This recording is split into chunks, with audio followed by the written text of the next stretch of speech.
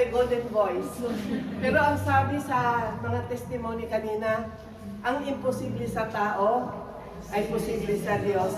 At ito'y isang himala na ako'y nakatayo dahil kahapon po talagang wala akong boses. At saka nakahiga lang po ako dahil parang bumalik yung refrigerator, yung dahil sa tempo, yung bumalik yung lamig. So, sabi ng anak ko, Mama, domani è impossibile che tu fai prince. Perché tu non esce la voce. Hinihipo siya ng Lord. Tinimplahan ako ng luya. Sabi ko, ikaw ay angel ni Lord na ginamit para lalabas ang voce ni Mama. Pero, sabi nga ni Asmira, no? So, to God be the glory dahil kapag tinakda ng Lord, maraming distraction, maraming pagsubok, ngunit ang tinakda ng Lord na ikaw ay tayo, hindi talaga pwedeng hadlangan. Kahit ano pa ang paghahadlang ng kaaway, glory to God. So, ako'y nagpapasalamat po dahil medyo matagal na po akong tumayo. Last January yata yung last glory to God dahil kapag tumayo po dito, kung minsan yung nararanasan natin yung ituturo. So, kung minsan ready na yung ituturo mo, nababago. At ipaparanas ng Lord yung mga ituturo mo rin dito. So, to God be the glory.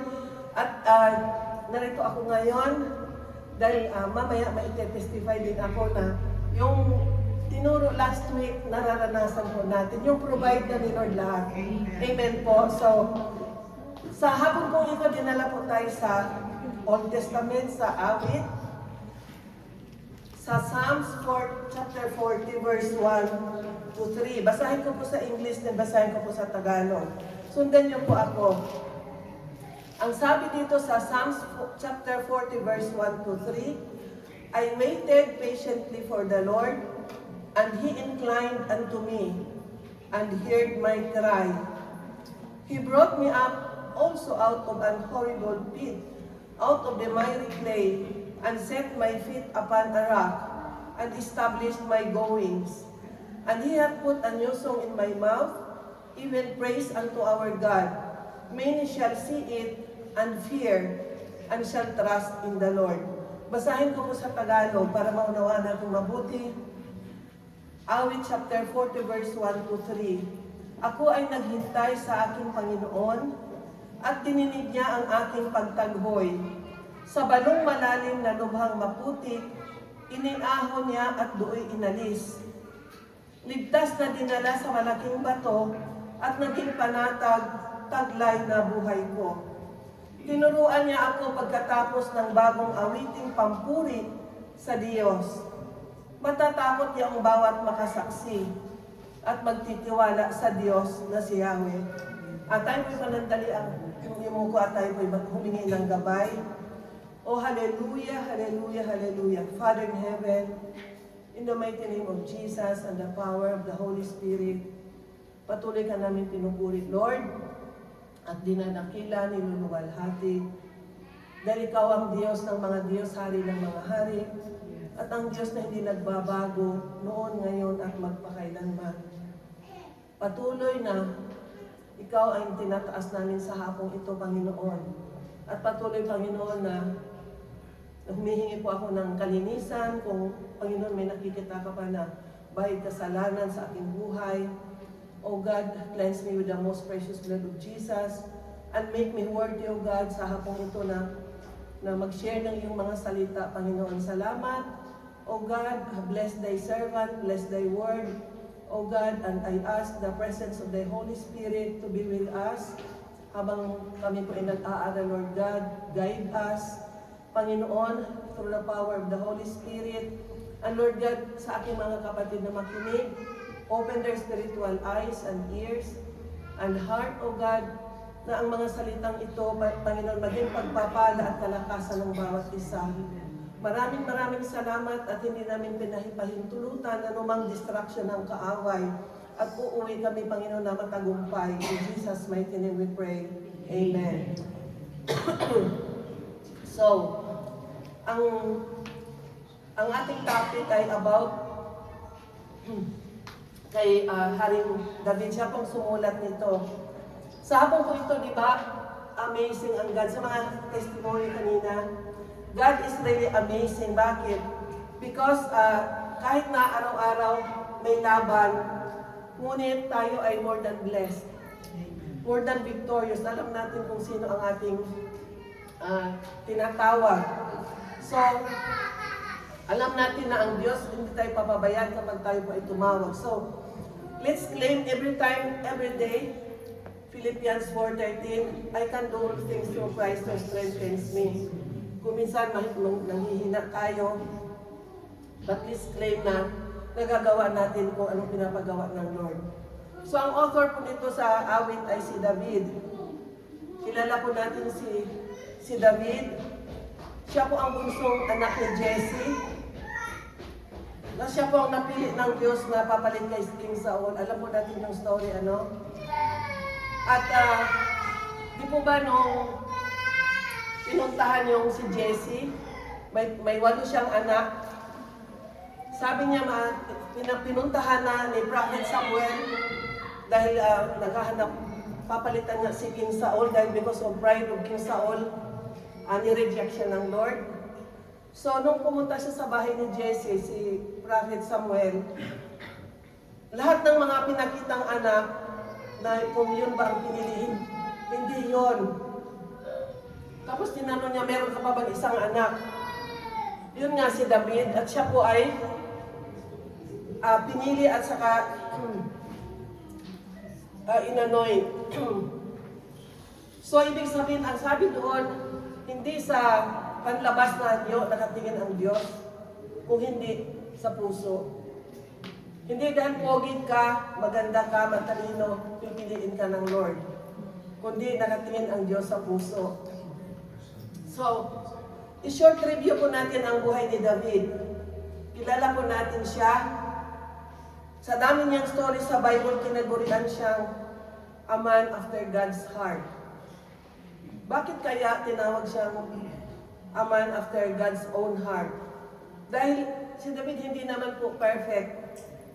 Only one is perfect. God, Jesus is only the one perfect.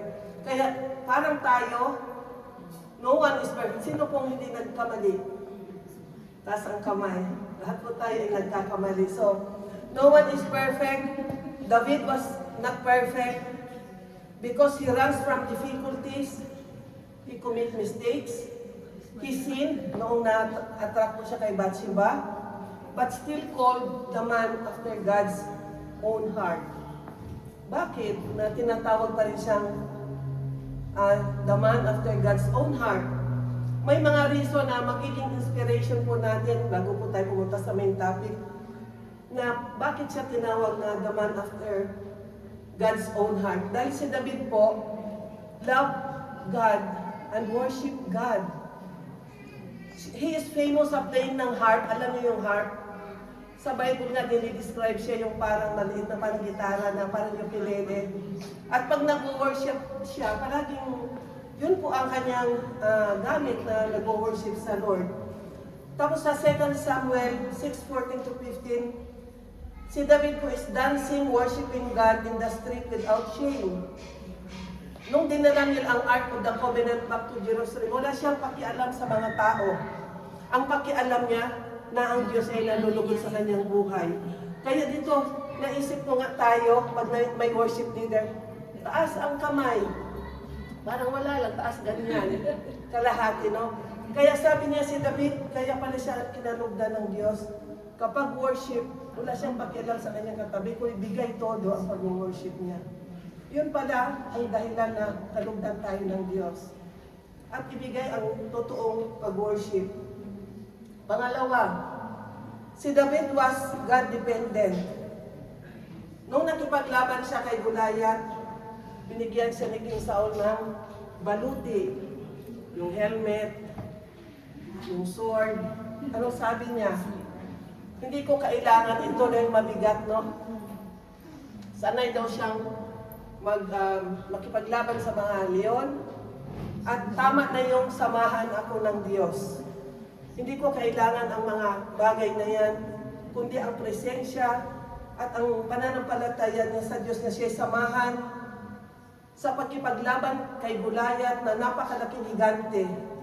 At isa lang ang kailangan niya, slingshot, isang batong maliit. At natalo nga niya because sinamahan siya ng Diyos. Kaya siya ay God-dependent. Kaya pala siya tinawag na the man after God's heart. Then si David din po ay prioritize God always. Hindi niya pinapriority ang posisyon. Dahil siya ay inanoint privately na maging hari, kapalit kay King Saul, dahil King Saul ay dinischarge ng Lord dahil sa kanyang pride. Ngunit hindi niya isinukira ang kanyang sarili kay King Saul dahil publicly siya na hari. In-announce na siyang hari at hindi kaagad siya pwedeng pumalit. So, nilagay niya ang kanyang sarili very humble. So, ibig sabihin, ayaw niya ng posisyon, kundi ang presence ng Lord mas importante sa kanya. So, another reason is David accepted responsibility of sin. Kapag siya'y nagkasala, nagre-repent. Nung kay Bathsheba, at inaamin niya nagkasala siya at tinatanggap ang consequence na binigay sa kanya ng Lord. Kaya, ibig sabihin, he is humble. Then, number 5, si David po hunger for God and His Word. Kaya sabi niya sa Psalms 19:7, the law of the Lord is perfect. Talagang mahal na mahal niya na sundin ang salita ng Diyos. So, ganun po ang buhay ni David. Bakit siya tinaguri ang the man after God's own heart? At pwede nating maging example. Dahil hindi naman tayo perfect, pero pwedeng gawing example kagaya ng ginawa ni David. So, pupunta na po tayo sa main topic sa Awit, chapter 40, verse 1 to 3.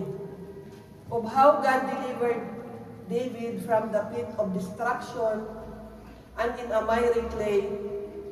Dahil ito ay naranasan niya. Di ba sabi ni Reb kanina, kailangan maranasan para ramdam mo kung gaano kabigat ang pagsubok at paano mo rin matanggap ang lahat ng klaseng pagpapala.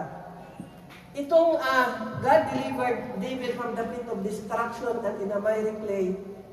Maybe ito ang mga time na si David ay may severe trial, severe distress. Maybe this is the time na may overwhelming danger si David or despair.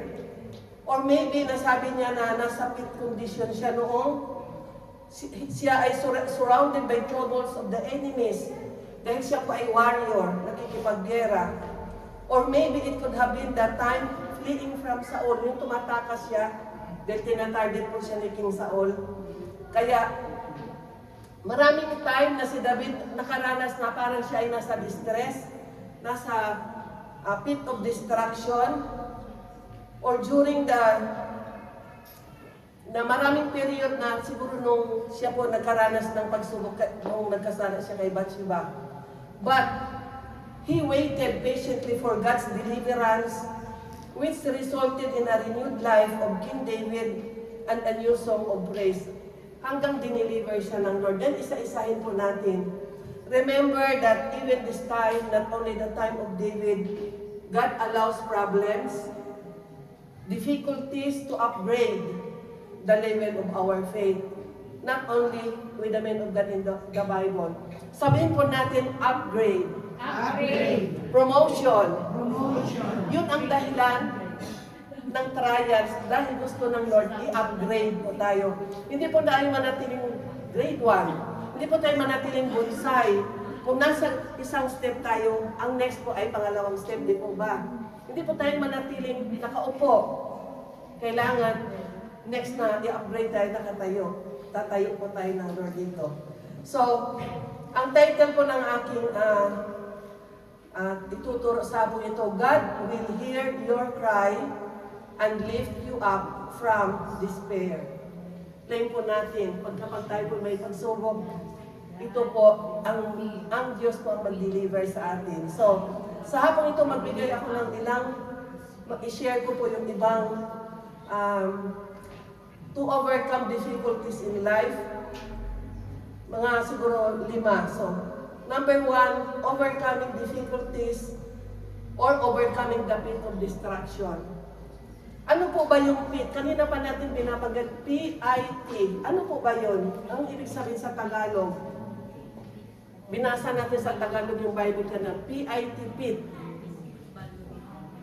Yun po, ang sabi dito, ako ay naghintay sa aking Panginoon at dininig niya ang aking panalangin sa balong malalim. Ibig po sabihin yung pit, balon. Ano po ba yung balon? Sino pong nakakaalam ng balon sa Pilipinas? Di po ba it's a large hole, malalim, na may tubig at walang tubig. Basta siya ay balon, pwedeng may tubig, pwedeng walang tubig. It is a dark place kasi kung malalim, di ba, dark, madilim, isolated, walang tao. Sino magtitira sa balon? It's a horrible place. Kakilakilabot na lugar. The truth about a pit, usually the conditions are not pleasant. Hindi magandang lugar yon. The sides of a pit are too high to get out. Hindi ka makalabas kung mahulog. Nahulog ka sa balon, hindi ka na makalabas. Dahil may nasa loob ka paano ka aakyat? So, ang pit din po, ang balon are used to trap animals. Ang pag-trap ng animals noon, ipagagawa silang balon, lagyan nila ng kunwari dahon. Tapos pag dumaan doon ang animals, mahulog, matrap, makuha nila yung animals. May example sa Bible, the life of Joseph. Di ba hinulog siya ng kanyang mga kapatid sa balong malalim? Kasi palagi naman natin nakukwento yung istorya ni Joseph. So alam natin na hinulog siya sa balong malalim ng kanyang mga kapatid dahil sa selos. Di po ba? Dahil mahal siya ng kanyang ama. Siyang mas paborito. So they threw him to a pit. Pinagbili siya ng mga Ismailita. Pinagbili siya sa mga Ismailita para mapakinabangan. Dahil nagbago ang kanilang isip at dinala nila si Jose sa Egypt kay Potiphar ang punong kawan ng Faraon. So doon siya hinulog. Example po ng paghuhulog sa balon. Hindi lang po hayop ang mahulog, hindi sinadya nilang hinulog si Joseph doon. Ngunit hindi lang po pit, meron pang miry clay. Doon sa balon, aside sa madilim, meron pang miry clay. Ano po ba yung miry clay? Maputik, sticky, marumi. Sabi ni David, para siyang nasa balon na maputik kasi yun ang naranasan niya nung in times na siya ay nasa pagsubok. Dinescribe niya yun. So, kung nasa maputik ka na balon, in a pit and a miry clay, you cannot move on. You cannot detach yourself. Parang nasa kumunoy ka. Nandoon ka lang talaga. Kung i-apply po natin sa ating buhay, i-compare sa description ng pit and a miry clay, you are down. Yun ang time na may pagsubok po tayo na you are down, isolated with many problems. You are imprisoned by your circumstance. You are in a mess or in a very difficult situation. You can't move on as if you are trapped. Para kang nabilanggo or hindi ka na makakilos. You have no control of your situation. Parang hopeless case na talaga. Yun ang comparison na dinescribe po ni David kapag ikaw po ay nasa pit and miry clay situation. Example of pit situation, yung nagsi-self-condemnation or you met an accident na 50-50 ang chance mong mabuhay. Yung nasa gitna ka ng kamatayan. Pagkawasak ng isang relasyon ng mag-asawa, relasyon ng mag-anak, or ng magulang, parang, di ba, parang sobrang pagsubok, yung mga pag nasisira yung relasyon. Isa sa member of the family, nalaman mo may cancer. or falling into depression. Kaya hopeless siya, hopeless palaging negative at marami tayong naririnig nagsusuicide. Kaya ganun po pala, kasi nandun po siya sa pit situation.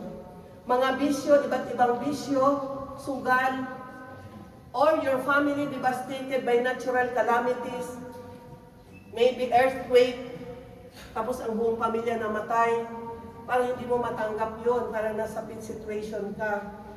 Or pandemic, di po ba, nung pandemic na marami pong namatay? Or gutom dahil sa gera. Marami pong gutom ngayon because of war. Yun po ang mga sitwasyon na hindi po natin kuminsan kayang resolvehan kaagad, but only with God intervention. So you can't do anything anymore but only hoping for God's intervention. You are hoping for God's power to brought you up from that horrible place. What will you do if you have situation like this?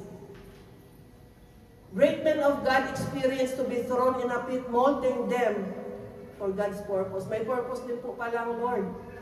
Bakit kung minsan hinuhulog tayo sa balon? Kung minsan sabi mo, Lord, wala nang pag-asa, ang dilim. Wala na ako makitang positive. Yun pala, yun ang situation na nahulog tayo sa balon. Na-trap ba? Parang wala nang solusyon.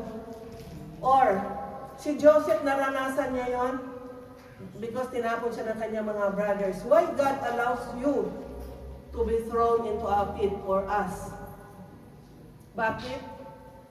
Isa lang din palagi ang dahilan to test our faithfulness.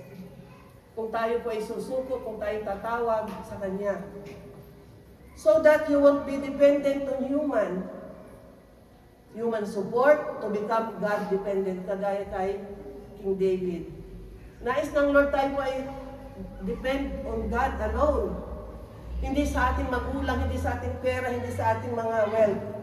So in 2 Corinthians 2:5, ang sabi doon that your faith should not stand in the wisdom of men, but in the power of God. Kasi kung minsan tayo, pag maraming pera, total marami naman akong pera, pero mauubos naman ang pera.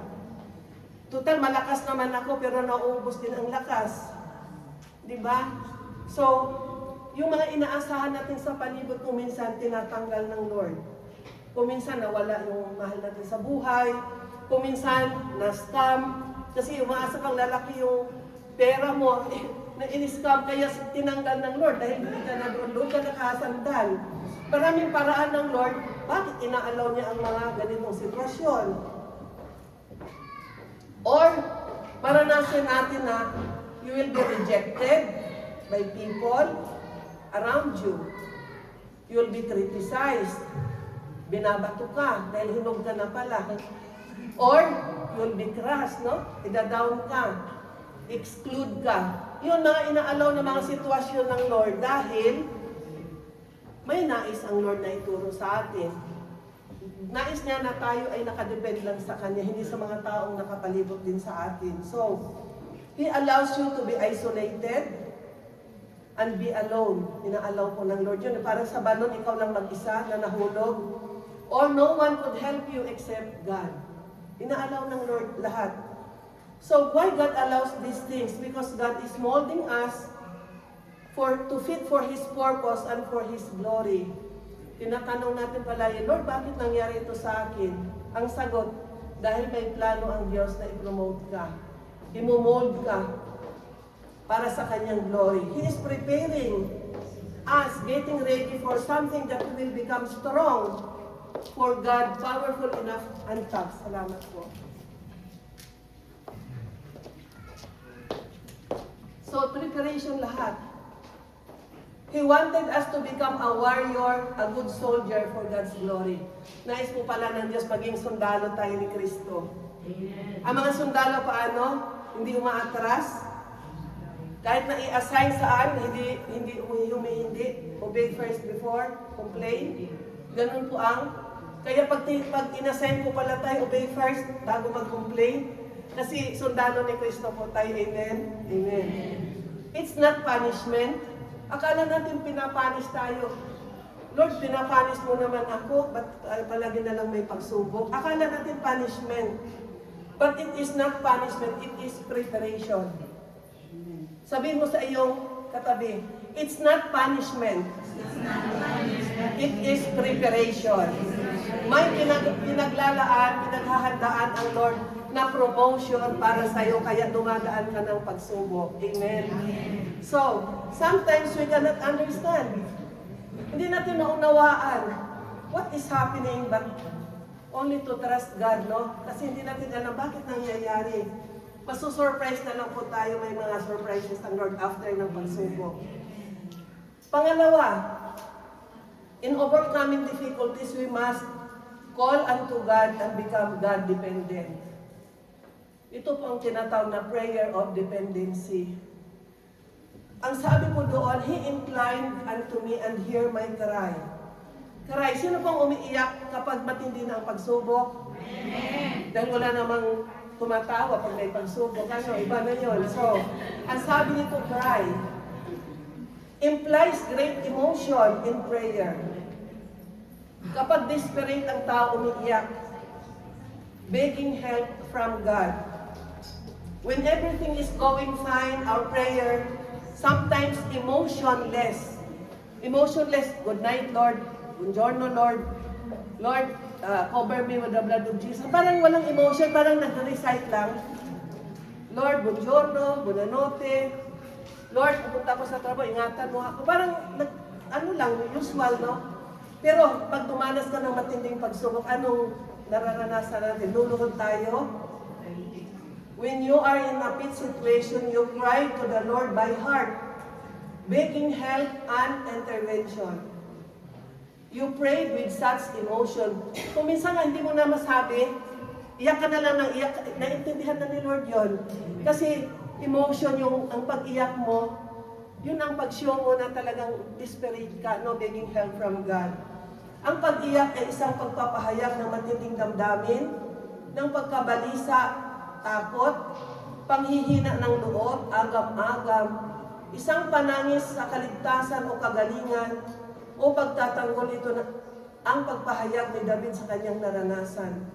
Kaya sino po ang nag-pray nakaranas na habang nagpipray ng matinding pagsubok, kumaharap ng matinding pagsubok at siya'y umiiyak, lumuluhod. Nasipon at luha, nandyan na lahat. Sino po nakaranas noon? Ako nakaranas, ganyan, no, sa yung pagtangis. So, example, pag nasa critical situation, di ba, ganun po ang ating naranasan sa pag-iyak sa Panginoon. Inclined. The Creator God of the universe looks down to hear and answer what we ask. Alam po ba natin na God will listen and pay attention to us kapag tayo po ay umiyak, tayo po ay dumulog sa panalangin? Akala natin hindi niya naririnig. Ang Diyos po ay nakatingin, nakikin-incline His ear kapag tayo po ay i-present po natin ang ating mga panalangin.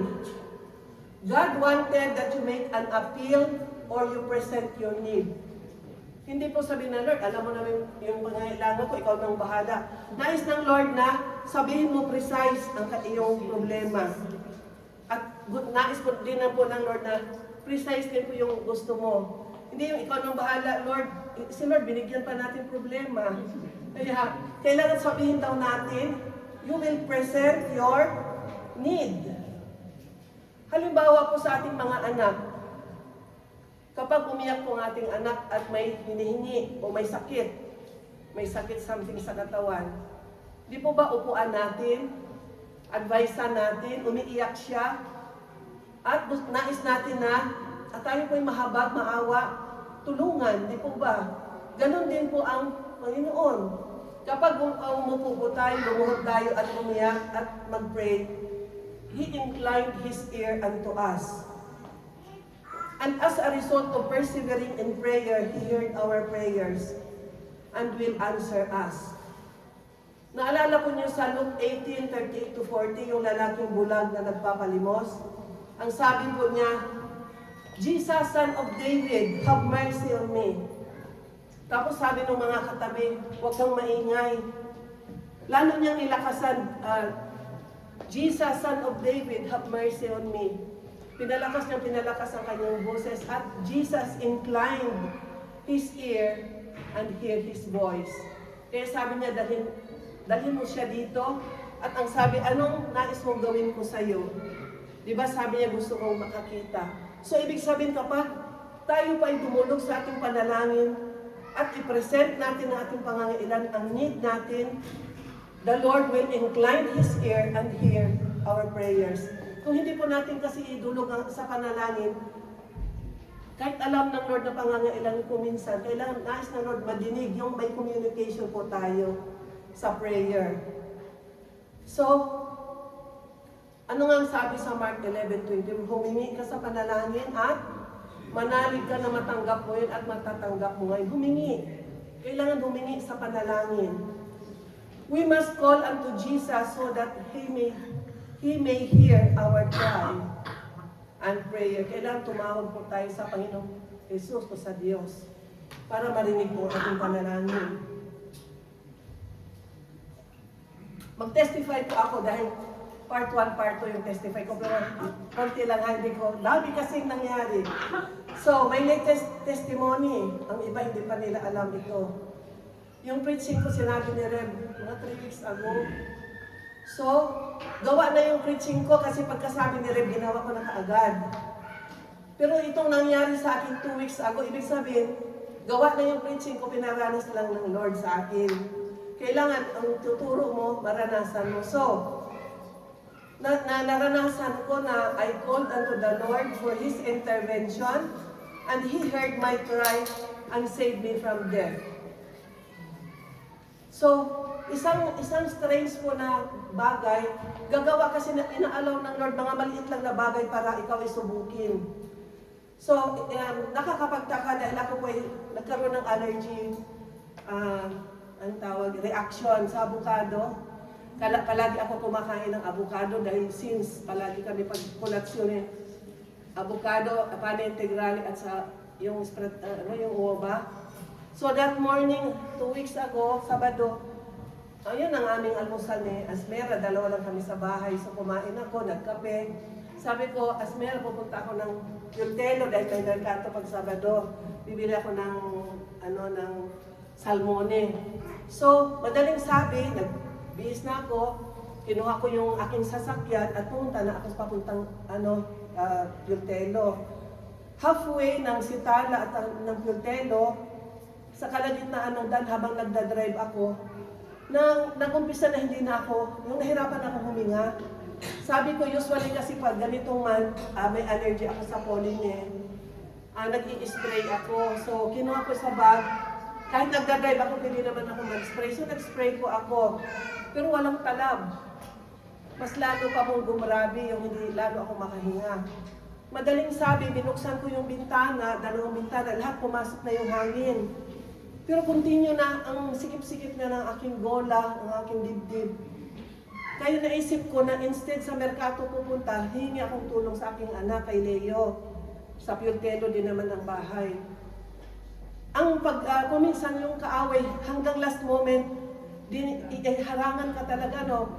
Sa bahay nila Leo, sa baba, mayroong parkedyo ng invalido na palaging free. Walang na nakita ko na may sasakyan. Pero that day, na kailangan ko ng tulong, dahil dahan-dahan ako nag-drive, sabi ko nga, nag-pray ako, Lord, kung buhayin mo ako, maharating ako sa bahay ng aking anak at nahingi ng tulong. Pero kung hindi mo na ako, kung kunin mo na ako, Lord, ready na ako. Kasi talagang, akala ko mamamatay na ako. So, sa grace ng Lord, yun ang sinabi kong I called in the name of Jesus. Sabi ko, Lord, tulungan mo ako. I need your intervention. I need your mercy. I need your grace. Through the grace of God, pagdating dun sa baba nila Leo, may nakapark.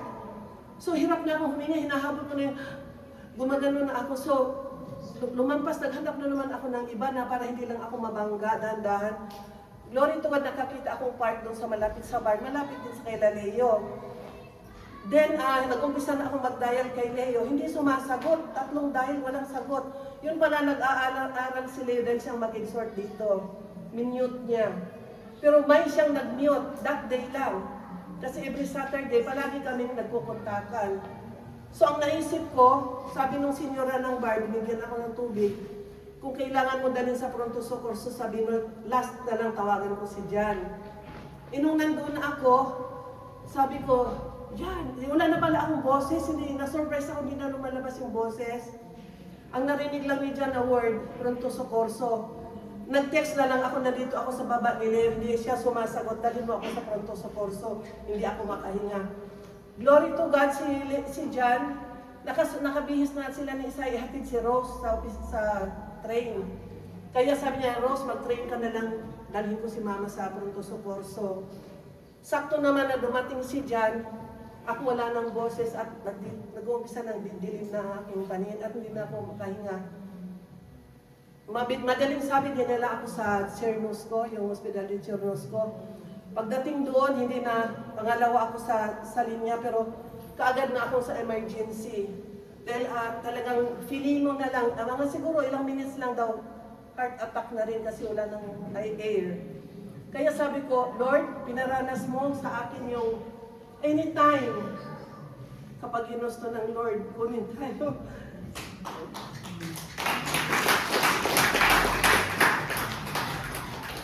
Isang aral ang nakita ko doon na anytime, dapat ready po tayo.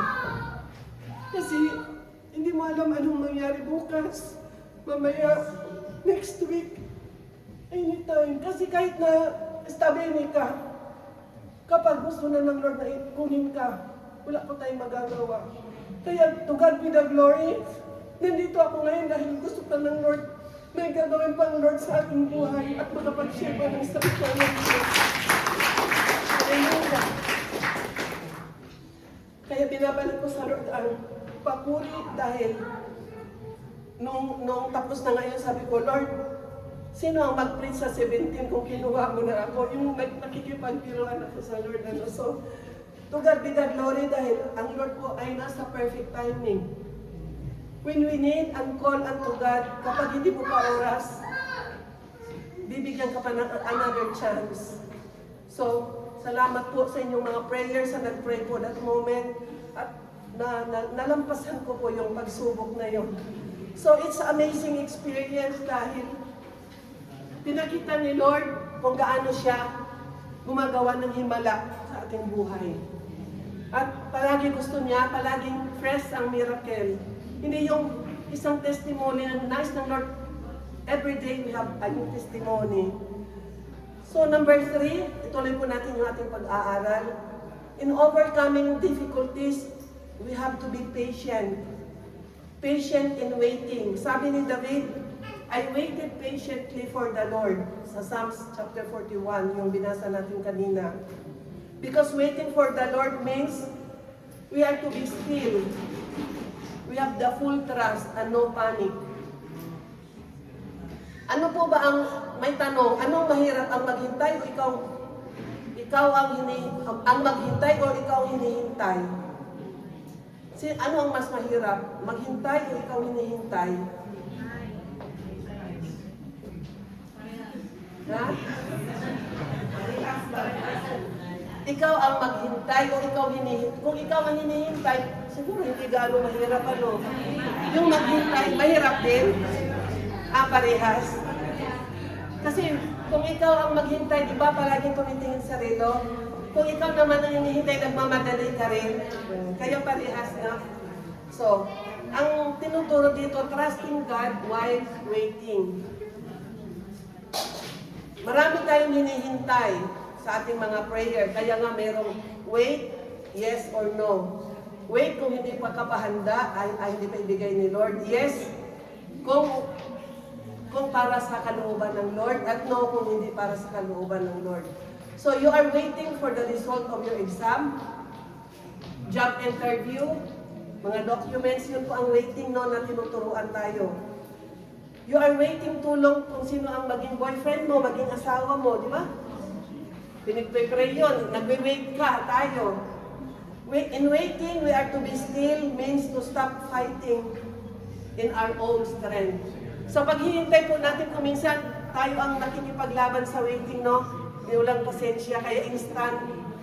Nais natin para lahat instant, kagaya ng noodles. Ayaw maggawa ng yung sano na pagkain na nilaga, nais. subito may pagkain ka dyan, instant noodles, pero hindi naman salutary. So, may kailangan, sabi dito ni David, kailangan natin maging patient. Do not fight for your own battle alone. Manghina po tayo pag tayo pa makipaglaban. Let God fight for our battles. Here in waiting, si Satan po will tempt us, distract us. Sometimes, gusto ni Satan mag-doubt tayo habang naghihintay tayo. At mawala na tayo ng patience at mag-give up. Yun ang nais ng kaaway. Kaya kung minsan, pag wala tayong pasensya na hinihintay natin ang prayer natin, answered prayer, alam mo nang parating yung sagot dahil umalis ka sa pagsalo sa iyong regalo na galing sa Lord, napunta sa iba. Kaya sabi mo, ba't napunta sa iba yun? Ako naman ang naghihintay ng blessing na yon. So, kailangan po matyaga tayo sa paghintay. Be patient in waiting upon the Lord. So, God is teaching us to trust in Him. Because God is developing our character to be patient, to stick more unto God, and to be hopeful and faithful. So, kailangan po natin maging still. Diyan ka lang, habang hinihintay natin ang sagot ng ating mga panalangin. And only God can bring us in. Only by His grace. And only can renew our strength. Kapag tayo po nanghina, ang Diyos lang po ang makapibigay sa atin ng strength. Allow the waiting to transform you and me. Because when we wait, it disarms our flesh. And we will become spiritual. Kaya tinuturo din po pala yung isang virtue, yung waiting, yung patience. Kapag wala ka ng pasensya, di ba, nagagalit. Ang sabi dito, when we wait, it disarms our flesh. We will become spiritual. Because waiting is surrendering our will to God's will. Importante po yun na tayo po ay mapagpasensya, waiting, patience sa waiting. Ang sabi ni David, waited patiently to God. When waiting, David did not stop praying and worshiping. He continued seeking God and His presence. Ang sabi ng awit 25:21, Psalms 25:21, let integrity and uprightness preserve me for I wait on this, sabi ni David. Pang-apat, in overcoming difficulties, we have to acknowledge the power of God.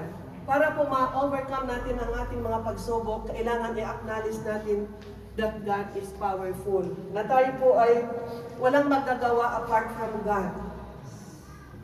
Ang sabi nga, He drew me up from the pit of destruction, out of the miry clay. God can change circumstances. Sabihin natin sa ating katabi, God can change circumstances. God can change circumstances. Kaya, ano man ang sitwasyon mo ngayon, kayang-kaya ng Lord i-change. Amen. Kanina, palagi nating binabanggit, with God, all things are possible. It's good to know that when we think we are at the end of the rope, God is in the other side, in the other end. He is always in perfect timing. And God answered David's prayer and He made a miracle in David's life. So God has the power over you, over us. God has the power. Kasi sabi natin, God, we will acknowledge God's power, no?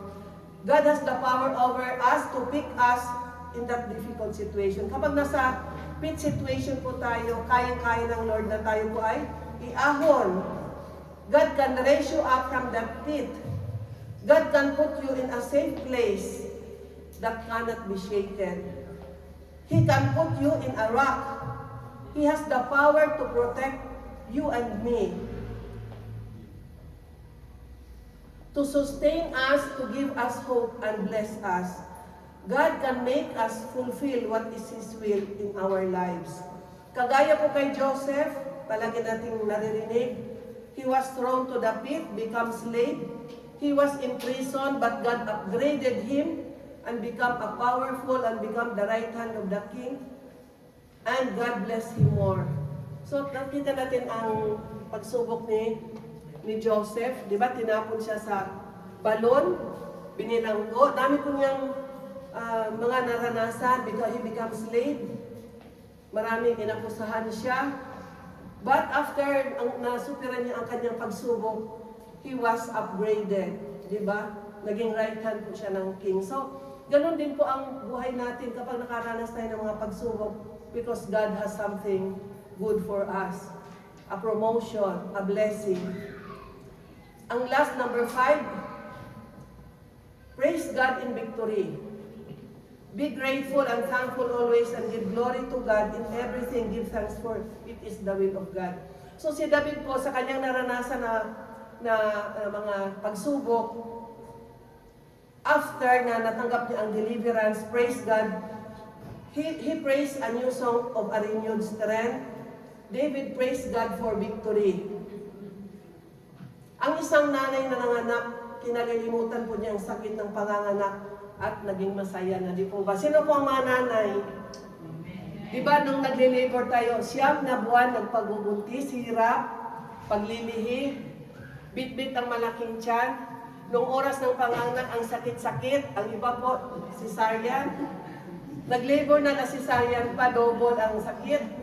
Ngunit nung nailuwag na ang bata, anong naramdaman ng ina, nalimutan na lahat. Yung sakit, wala na, no?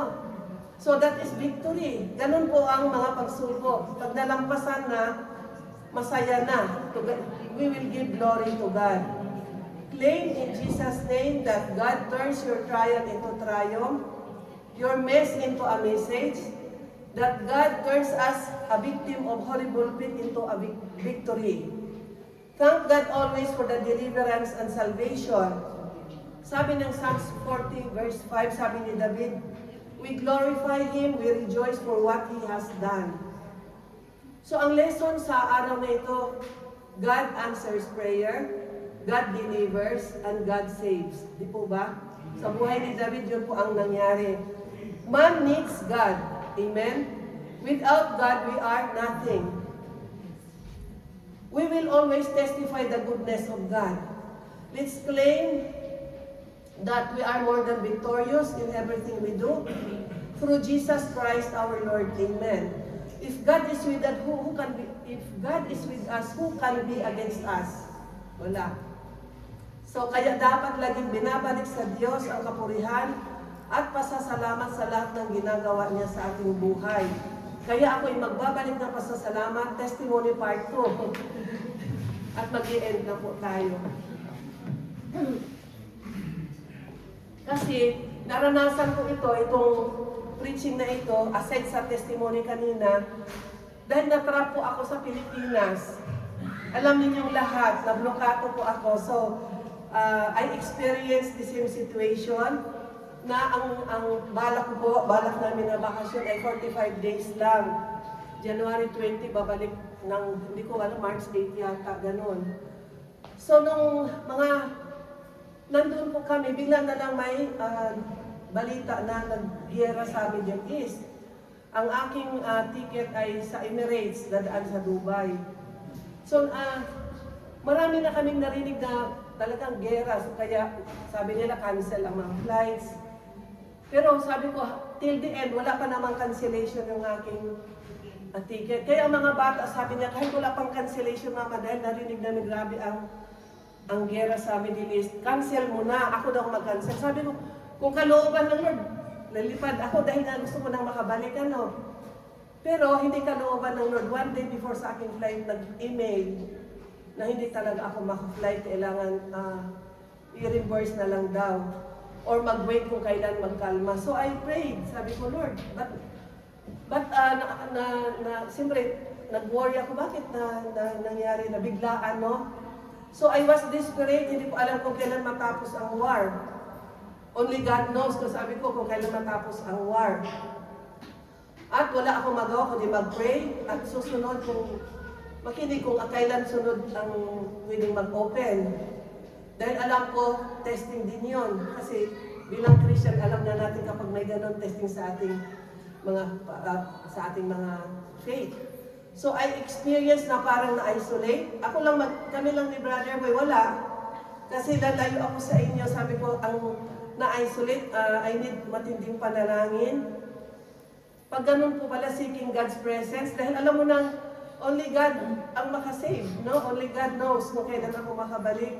Then, even nakaranas ako na I prayed at church. Kasi yung uhaw ka na may maka-community. So Lord, sabi ko, saan mo ako dalhin yung church na kagaya sa amin full gospel? At may binigay naman ang Lord kasi pinipray lagi yan, hindi yung basta maghanap ka na lang. So, at least, kahit nandun ako, glory to God, meron din pong kapayapaan.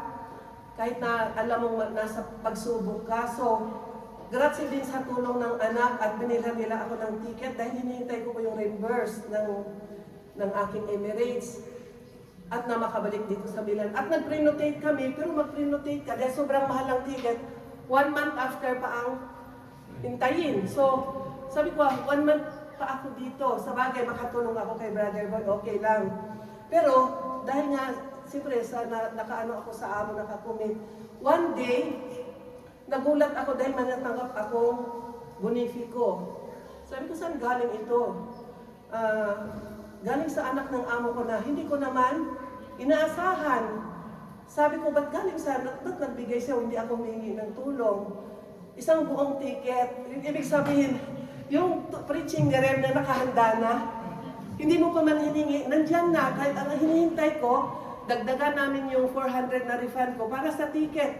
Pero bigla na lang, surprise, pagbukas ko sa aking bangko, may 800 na naka-deposit. Sabi ko, pangalan ng anak ng amo ko, regalo daw pang ticket. So, to God be the glory, kasi hindi ko pa man hiningi, binigay na, nadagdagan pa. To God be the glory, God and Lord. Yun po, siguro sabi ko, Lord, inaano mo ako para hindi ako malungkot. Yung parang binibigyan mo ako pakonsuelo, no? Ang sabi ng Jeremiah 23:23, ako ang Diyos na sa lahat ng dako, hindi sa iisang lugar na nanatili, walang nakakapagtago sa akin.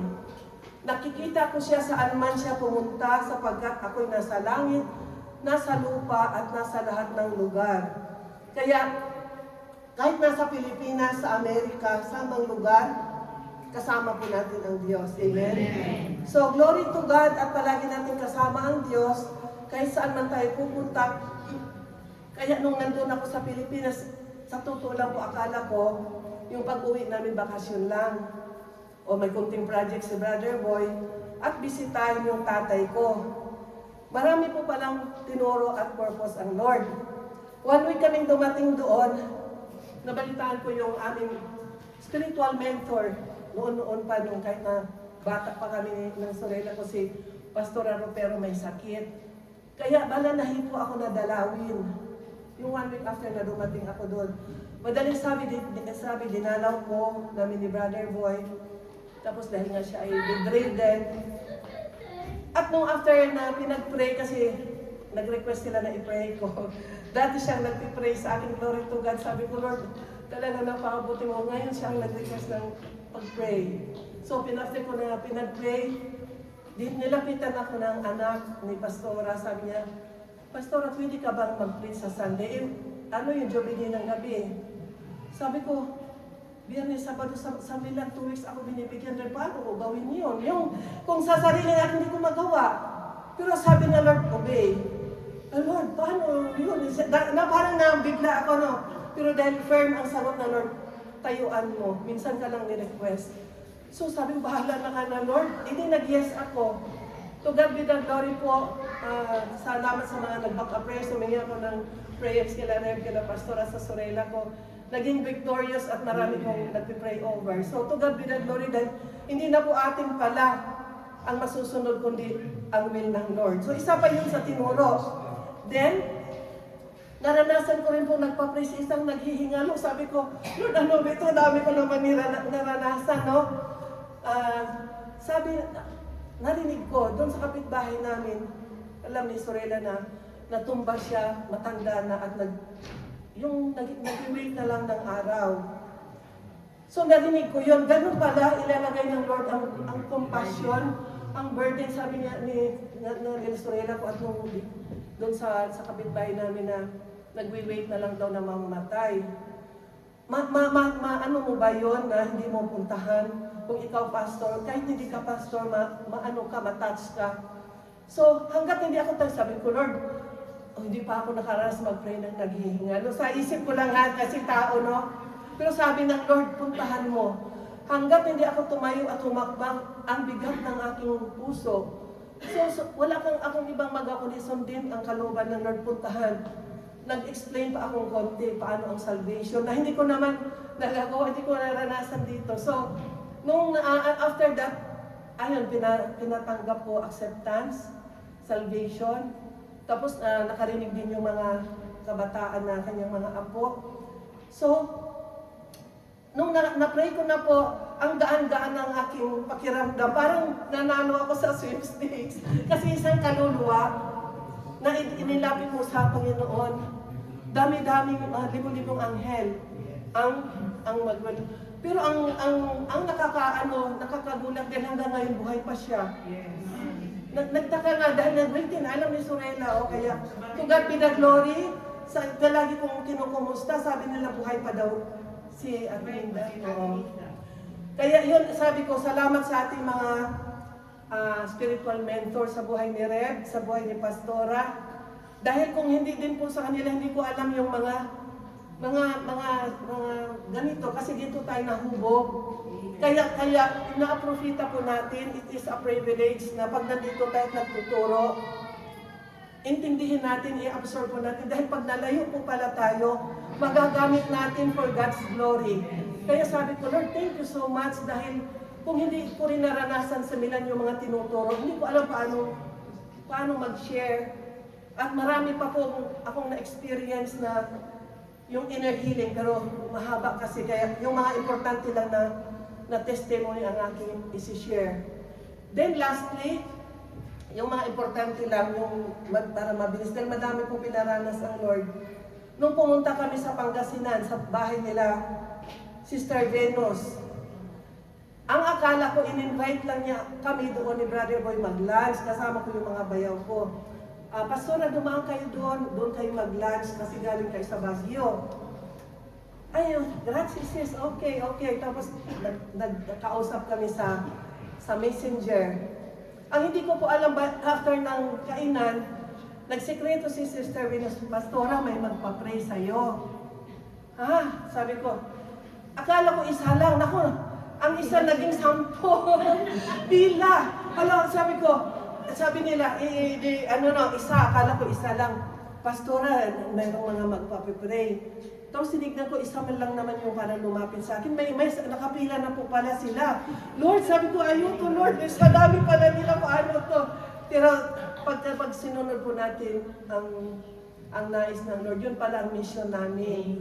Kaya napunta kami sa bahay nila dahil marami pong nangangailangan ng prayer. At yun nga si Sister Venus ang mag-testify. After po, to God be the glory, dahil binigyan po ako ng kalakasan ng Lord. Dahil po yun ay biglaan. So wala nang biglaan pala sa Lord, basta kung inudyukan ka, yun ang natutunan ko. Kapag inudyukan ka at that moment, gawin mo. Kasi pag hindi mo gagawin, bigat ng konsensya mo. Kasi pinapagawa ng Lord sa atin. Kahit hindi po tayo pastor, kapag Christian po tayo, kapag sinabi po ng Lord na gawin po natin. Dahil bigat po sa ating puso kung hindi po natin sundin ang kalooban ng Lord. So to God be the glory sa mga kamag-anak ko ni Sister Venus at Brother Marlon na marami po ang nagpa-pray doon. At binabalik ko sa ang glory, ang honor sa Lord. Tunay nga with God, all things are possible. Amen. Conclusion. Sa awit, Psalms 50:15, ito ang famous verse na ating pinanghahawakan. And call unto me in the day of trouble, I will deliver thee, and thou shalt glorify me. Kapag tumawag po tayo, kapag tayo po ay nakakaranas ng mga pagsubok, palayain po tayo, pagalingin po tayo, at ibabalik po natin ang glory sa Panginoon. Ganon din po sa Jeremiah 33:3, palagi pong call unto the Lord, Call unto me, sabi ng Lord, and I will answer thee, and show thee great and mighty things that thou knowest not. Kaya, ang challenge po, God is preparing us to fit us for His purpose. He wants to upgrade us and give us the best future. So sa habang ito, ask God what is your deepest need. Kasi nais ng Lord na sabihin natin kung ano yung need natin, no? And God will hear your cry, or God will incline His ear unto our prayers. Sabi ng Jeremiah 32:27, Ako si Yahweh, ang Diyos na lumikha sa lahat ng tao. Walang bagay na mahirap para sa akin. Walang bagay na mahirap sa Diyos. Because all things are possible with God. Walang mahirap sa ating Diyos sa lahat ng nagtitiwala at nananampalataya. May condition po kasi. Hindi yung lahat ay posible sa Diyos. Pero kung hindi ka naman nananampalataya, kung hindi ka naman nagtitiwala. So, are you ready to receive God's blessing this afternoon? Amen. Sino yung may mga pangangailangan, sabihin sa Lord? And the Lord inclined His ear unto our prayers. Kailangan po, we will give the best worship to God. And never, never, never give up. He will grant the desires of our hearts as we continue to trust and obey His will. At hanggang dito na lang po, to God be the glory. Amen. Tayo po lahat ay tumayo. At tinatawagan ko po ang music team.